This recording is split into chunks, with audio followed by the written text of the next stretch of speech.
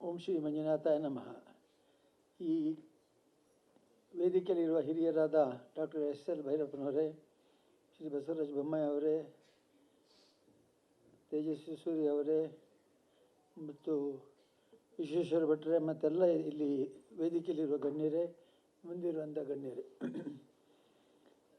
ಸಾಮಾನ್ಯವಾಗಿ ನಾನು ಭಾಷಣ ಮಾಡುವಾಗ ಯಾರು ಮುಂದೆ ಮಾತಾಡ್ತಾರೆ ಅನ್ನೋದು ನನಗೆ ಸಂಬಂಧ ಇರುತ್ತೆ. ಈಗ ಷಡಕ್ಷರಿಯವರು ಮಾತನಾಡಿದ ಮೇಲೆ ನಾನು ಹೇಗಪ್ಪ ಮಾತಾಡೋದು ಅಂತ ಯೋಚನೆ ಮಾಡ್ತಾ ಇದ್ದೆ.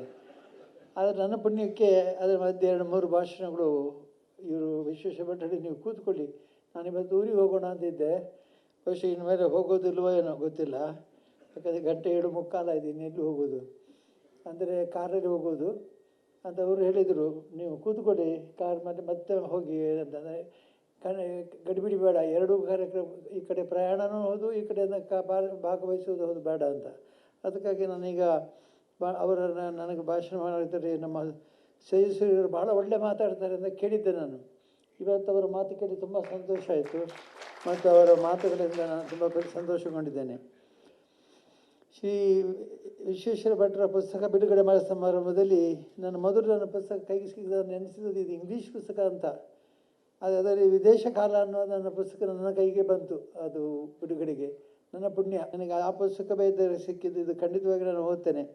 ನನ್ನ ಶ್ರೀಮತಿ ಹೇಮಾವತಿ ಇವರು ಕೂಡ ನಮ್ಮ ವಿಶ್ವೇಶ್ವರ ಭಟ್ರ ಬಹಳ ದೊಡ್ಡ ಅಭಿಮಾನಿ. ಅವರು ಈ ಕ್ಲಬ್ ಹೌಸಿನ ಭಾಷಣಗಳನ್ನು ಭಾಳ ಕೇಳ್ತಾರೆ.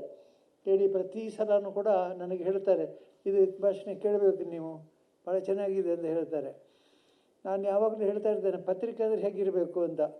ನಾವು ಕೆಲವು ಸಲ ವಿದೇಶ ಪ್ರವಾಸ ಮಾಡಿ ಅಥವಾ ನಾನು 4 ದಿವಸ ಡಿಲ್ಲಿಯಲ್ಲಿದ್ದೆ ಊರಿಗೆ ಬಂದಾಗ ಯಾವುದೊಂದು ಪತ್ರಿಕೆ ತೆಗೆದುಕೊಂಡ್ರೆ ಅದರಲ್ಲಿ ಬರೀ ವಾರ್ತೆಗಳು ಮಾತ್ರ ಅಲ್ಲ, ಬೇರೆ ಸಹ ಲೇಖನಗಳಿರಬೇಕು. ವಾರ್ತೆಗಳು ಅಂತಂದರೆ ನಮಗೆ ಓದಿರ್ತೀವಲ್ಲ, ಕೇಳಿರ್ತೇವೆ ಅಥವಾ ನೋಡಿರ್ತೇವೆ.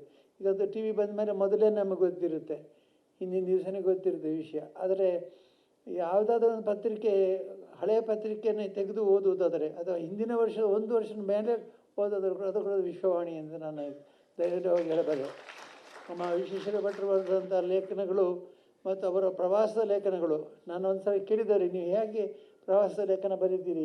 ನಿಮ್ಮ ಹಾಗೆ ನಾವು ಕೂಡ ಪ್ರವಾಸ ಹೋಗ್ತೇವೆ. ನನಗೆ ಒಂದು ನೆನಪುಳಿಯೋದಿಲ್ಲ. ನನ್ನ ಮಗಳ ಹತ್ರ ಕೇಳಬೇಕು, ಮಗಳೇ ಮೊನ್ನೆ ನಾವು ಹೋಗಿದ್ದವರ ಅದು ಯಾವ ಊರು, ಅಲ್ಲಿ ಆ ಚರ್ಚ್ ಯಾವುದು, ಅಲ್ಲಿ ಇದು ಯಾವುದು ಅಂತ ಕೇಳಿದೆ. ಯಾಕೆ ನನ್ನ ನೋಟ್ಸ್ ಮಾಡಿಕೊಂಡು ಕೆಲವು ಹಿಂದೆ ನೋಟ್ಸ್ ಮಾಡ್ಕೊಳ್ತಾ ಇದ್ದೆ. ಆದರೆ ಆ ನೋಟ್ಸು ಮತ್ತೆ ಅದು ಹೆಚ್ಚು ಪ್ರಯೋಜನ ಬರಲಿಲ್ಲ. ಅಂತೂ ಪ್ರತಿಯೊಂದು ಬಾರಿಗೆ ನಾನು ಮಾಡುವಾಗ ಇವರು ಲೇಖನ ಬರೀತಾರೆ. ನಾನು ಕೇಳಿದರೆ ಹೇಗೆ ಲೇಖನ ಬರೀತೀನಿ? ಅದಕ್ಕೆ ಅವ್ರು ಹೇಳಿದರು, ಒಂದು ವಿದೇಶ ಪ್ರವಾಸ ಆದ ತಕ್ಷಣ ಫ್ಲೈಟಲ್ಲೇ ಬರೀಲಿಕ್ಕೆ ಪ್ರಾರಂಭಿಸ್ತಾನೆ ಅಂತೇಳಿ. ಹಾಗಾಗಿ ಇದು ಸಾಧ್ಯವಿಲ್ಲ. ತಕ್ಷಣ ಬರೆದಿದ್ದರೆ ನಾಳೆಯಿಂದ ನಾನು ಮರ್ತು ಹೋಗಿಬಿಡುತ್ತದೆ ಅಥವಾ ಯಾವುದೋ ಪ್ರಮುಖವಾದ ಒಂದು ವಿಚಾರ ಬಿಟ್ಟು ಹೋಗುತ್ತೆ. ಆದರೆ ಇದನ್ನೆಲ್ಲ ಭಾಳ ಚೆನ್ನಾಗಿ ಬರೆದು ನಮಗೆ ಓದಲಿಕ್ಕೆ ಕೊಟ್ಟಂಥ ವಿಶ್ವೇಶ್ವರ ಭಟ್ರಿಗೆ ವಿಶೇಷ ಅಭಿನಂದನೆಗಳು. ಮತ್ತು 8 ಪುಸ್ತಕ ಬಿಡುಗಡೆ ಆಗಿದೆ. ಎಲ್ಲ ಪುಸ್ತಕ ಮೌಲ್ಯಯುತವಾದದ್ದು. ಅದರಿಂದ ಎಲ್ಲ ಪುಸ್ತಕಗಳನ್ನು ಕೂಡ ನಾನು ಚೆನ್ನಾಗಿ ಖಂಡಿತವಾಗಿ ಓದ್ತೇನೆ. ಮತ್ತು ಓದಿನಿಂದ ಏನು ಪ್ರಯೋಜನ ಆಗುತ್ತೆ ಅನ್ನೋದು ತುಂಬ ವಿಷಯ. ಈಗ ಮೊನ್ನೆ ನಾವು ರಾಷ್ಟ್ರಪತಿ ಭವನದಲ್ಲಿ ರಾಣಿ ಚೆನ್ನಬೈರ ದೇವಿಯವರ ಸ್ಟ್ಯಾಂಪನ್ನು ಬಿಡುಗಡೆ ಮಾಡಿಸಿದ್ವಿ ಮಾನ್ಯ ರಾಷ್ಟ್ರಪತಿಗಳ ಕೈಯಲ್ಲಿ.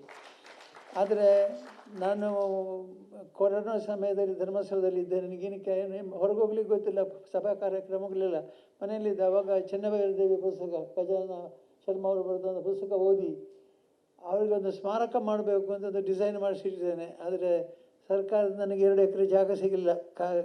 ಜಾಗ 2 ಎಕರೆ ಕಾಡು ನಾನು ಖಾಲಿ ಜಾಗ ಕೇಳಿದ್ದೆ ಹೊನ್ನಾವರದಲ್ಲಿ. ಯಾಕೆಂದರೆ ಹೊನ್ನಾವರ ದಾಟಿ ಬರಬೇಕು ಚೆನ್ನಬೈರ ದೇವಿ ಎಲ್ಲ ವ್ಯವಹಾರಕ್ಕೆ. ಅದರಿಂದ ಅಂಥದ್ದು ಸಿಕ್ಕಿದಾಗ ನಾನು ಹೇಳಿದೆ, ಚೆನ್ನಬೈರ ದೇವಿ ಬಗ್ಗೆ ಒಂದು ಒಳ್ಳೆಯ ಸ್ಮಾರಕ ಮಾಡ್ತೀನಿ.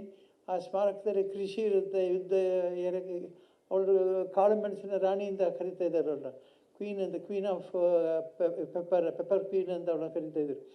ಹಾಗೆ ಎಂಥ ವಿಷಯಗಳೆಲ್ಲ ಈ ಓದಿನಿಂದ ಎಂಥದ್ದೆಲ್ಲ ಐಡಿಯಾ ಬರುತ್ತೆ.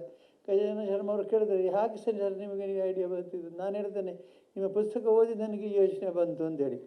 ಹಾಗಾಗಿ ತುಂಬ ಒಳ್ಳೆಯ ರೀತಿಯಲ್ಲಿ ಈ ಪುಸ್ತಕಗಳನ್ನು ಪ್ರಕಟಿಸಿದ್ದೀರಿ ಮತ್ತು ಲೋಕಾರ್ಪಣೆ ಮಾಡಿಸಿದ್ದೀರಿ. ನನಗೂ ಈ ಕಾರ್ಯಕ್ರಮದಲ್ಲಿ ಭಾಗವಹಿಸಲಿಕ್ಕೆ ಅವಕಾಶ ಕೊಟ್ಟದ್ದು ತುಂಬ ಸಂತೋಷ ಆಗಿದೆ. ನಾನು ಕೂಡ ಶ್ರೀ ಮಂಜುನಾಥ ಸ್ವಾಮಿಯಲ್ಲಿ ಪ್ರಾರ್ಥಿಸ್ತೇನೆ, ನಿಮ್ಮ ವಿಶ್ವವಾಣಿ ನಾನು ದಿನ ಬರ್ತಿದ್ದರು ಮನೆಯಲ್ಲಿ ಓದೋದು ಮೊದಲು ವಿಶ್ವವಾಣಿ.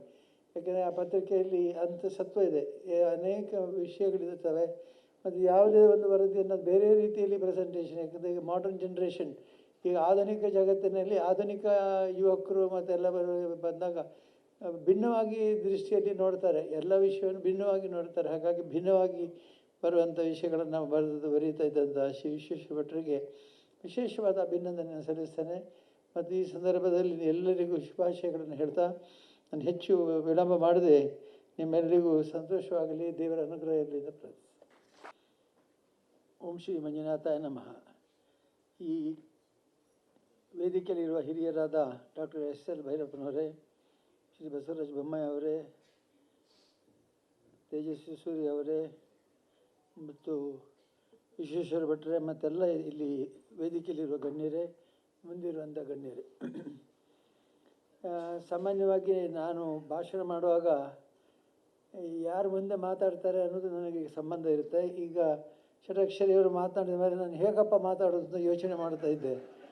ಆದರೆ ನನ್ನ ಪುಣ್ಯಕ್ಕೆ ಅದರ ಮಧ್ಯೆ 2-3 ಭಾಷಣಗಳು ಇವರು ವಿಶ್ವೇಶ್ವರ ಭಟ್ರು ನೀವು ಕೂತ್ಕೊಳ್ಳಿ, ನಾನಿವತ್ತು ಊರಿಗೆ ಹೋಗೋಣ ಅಂತಿದ್ದೆ.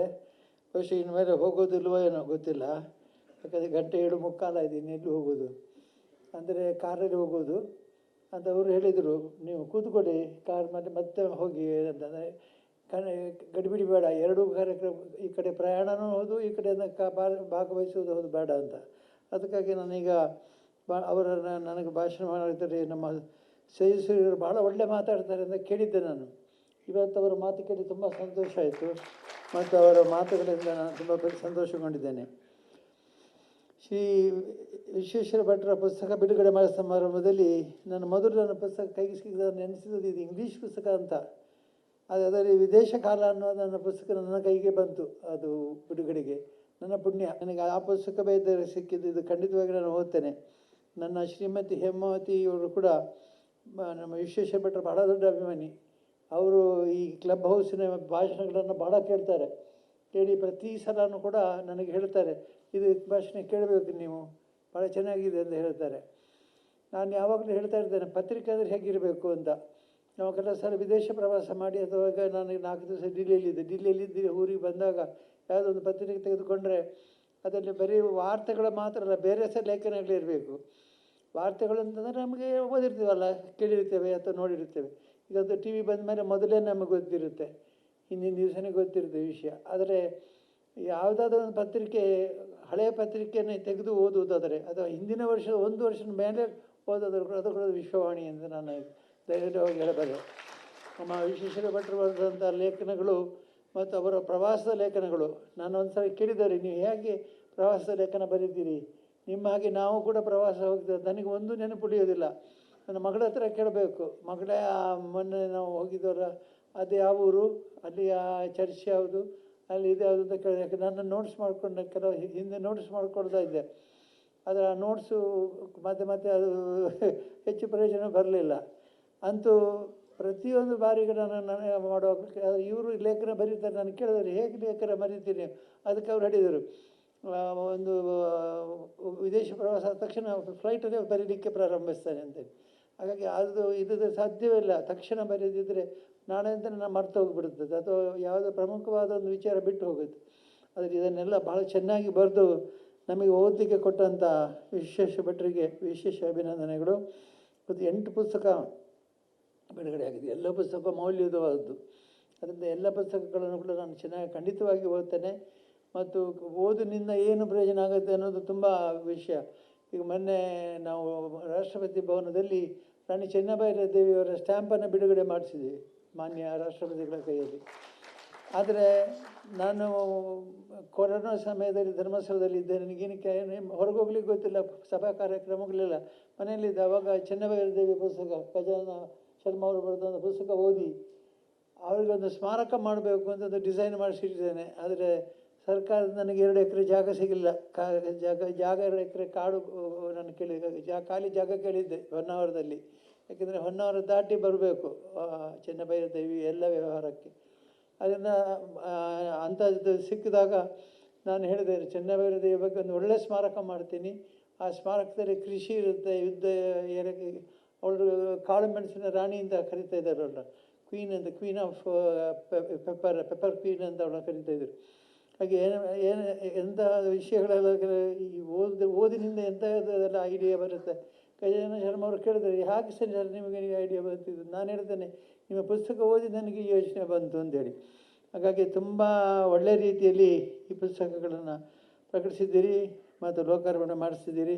ನನಗೂ ಈ ಕಾರ್ಯಕ್ರಮದಲ್ಲಿ ಭಾಗವಹಿಸಲಿಕ್ಕೆ ಅವಕಾಶ ಕೊಟ್ಟದ್ದು ತುಂಬ ಸಂತೋಷ ಆಗಿದೆ.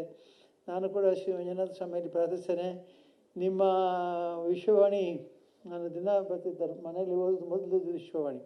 ಯಾಕೆಂದರೆ ಆ ಪತ್ರಿಕೆಯಲ್ಲಿ ಅಂಥ ಸತ್ವ ಇದೆ, ಅನೇಕ ವಿಷಯಗಳಿರ್ತವೆ.